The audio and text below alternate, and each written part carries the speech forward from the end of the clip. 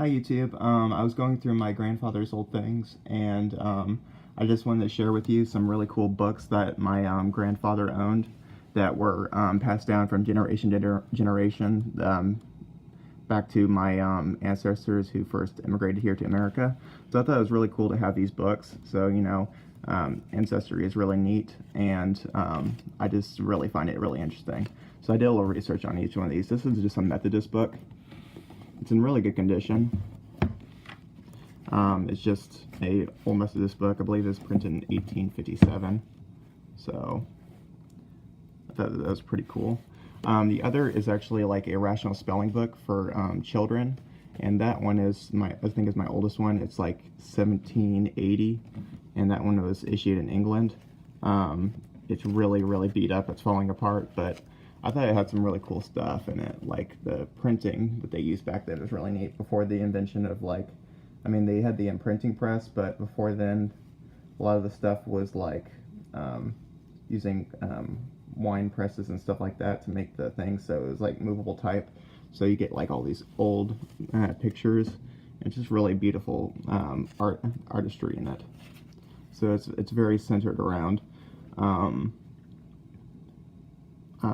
religion, especially here. This one is actually from England, so it was a rational spelling book, and you can see right here the Church of England and the hymns for children. So I thought that was pretty cool.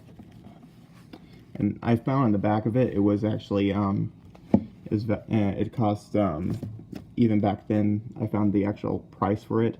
It was actually within the pages. It says it was worth it cost 2 shillings and I believe 8 pence, which is the equivalent of like a half crown, which is a lot of money for back then. So even books were expensive back then. The other one is a German book. This one is from the Electorate of Saxony.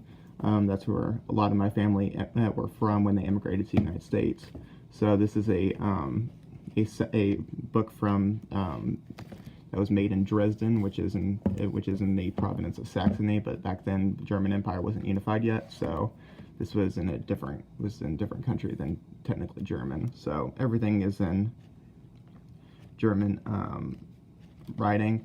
I believe this is like the Saxon Bavarian language script, because not all German is the same. I mean, the German that is used now is like High German, which is like a centralized language, but the dialects vary on different regions. I believe it's actually a joke book. I really can't.